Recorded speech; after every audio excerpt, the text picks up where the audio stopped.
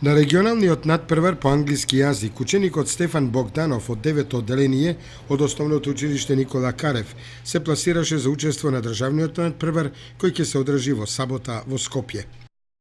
Оваа сабота бев на надпреварот Елтам и освоив второ место со 91,5 поени и се пласирав на државниот надпревар, а исто така и на надпреварот Спелинг Би бев во најдобрите пети и се пласирав за државниот надпревар.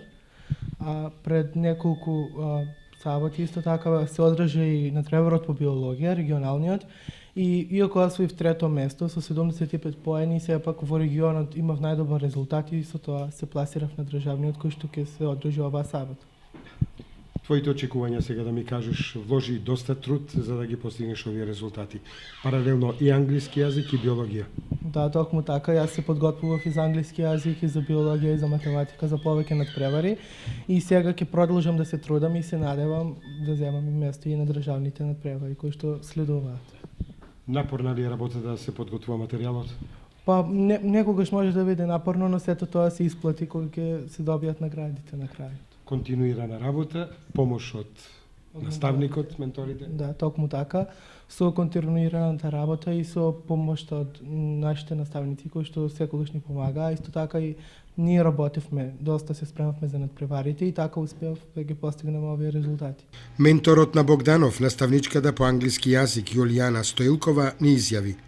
На општинскиот надпревар по англиски јазик земавме прво и трето место, а потоа продолживме на регионален надпревар по англиски јазик. Кои беа тоа ученици? Тоа беа учениците Стефан Богданов од 9-то одделение, Никола Малишевски на општински исто така беше и Дончев Бранко на општински на регулар. Регионалните надпревари како помина и колку сте задоволни од успехот на учениците? Па многу сме задоволни бидејќи имаме две награди за државен надпревар од два ученика, Стефан Богданов од 9-то одделение и Бане Дончев, Бранко Дончев од 5-то одделение. За малку испуштивме и од другото дете за 2 поени, близу беше и Никола Малишевски до третото место. Што требаше да се направи макотрпна работа, подготовка со децата во училишни активности за да се дојде до овој резултат?